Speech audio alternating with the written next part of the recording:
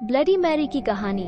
England की राजगद्दी साल 1509 से लेकर 1547 तक हेनरी के हाथों में हुआ करती थी। राजा हेनरी की कई पत्नियां और एलिजाबेथ व मैरी नामक दो बेटियां थीं।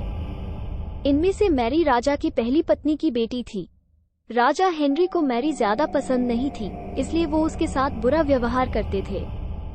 मैरी महल के नौकरों के साथ महल का काम करती थी।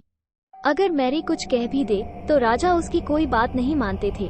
सन 1547 में जब राजा हेनरी की मौत हो गई तो प्रजा की इच्छानुसार 16 शताब्दी के दौरान हेनरी की पहली बेटी मैरी को इंग्लैंड की राजगद्दी दे दी गई।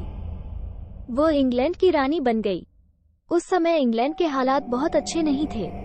इंग्लैंड कैथोलिक और प्रोटेस्टेंट इन दो धर्मों के बीच में बंट गया था।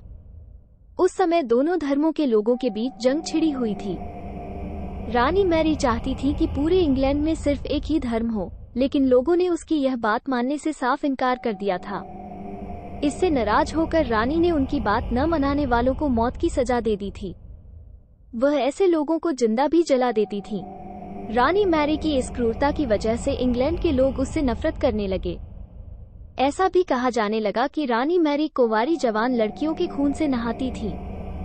उसका मानना था कि उनके खून से नहाने से वो ज्यादा दिनों तक जवान रह सकती हैं। कुछ सालों बाद रानी मैरी ने शादी कर ली और कुछ समय बाद इंग्लैंड में एक खबर आई कि रानी मैरी गर्भवती हैं और जल्द ही उनके राज्य को उनका नया राजा भी मिल जाएगा। इस बात से हर सभी खुश हुए, लेकिन उस समय रानी मैरी के साथ बहुत ही अजीब घटना हुई। उनके गर्भ से किसी भी बच्चे का जन्म नहीं हुआ, बल्कि कुछ ही महीनों के बाद रानी मैरी का पेट फिर से सामान्य हो गया।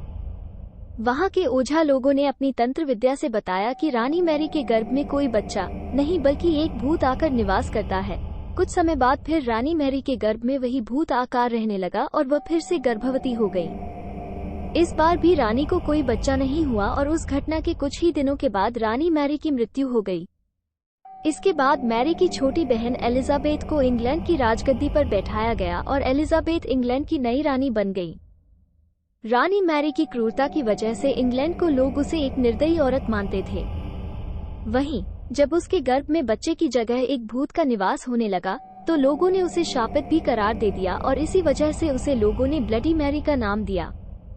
कहानी से सीख। ब्लडी मैरी की कहानी हमें ये सीख देती है कि अपने निजी विचारों व सोच को लेकर दूसरे लोगों पर दबाव नहीं बनाना चाहिए।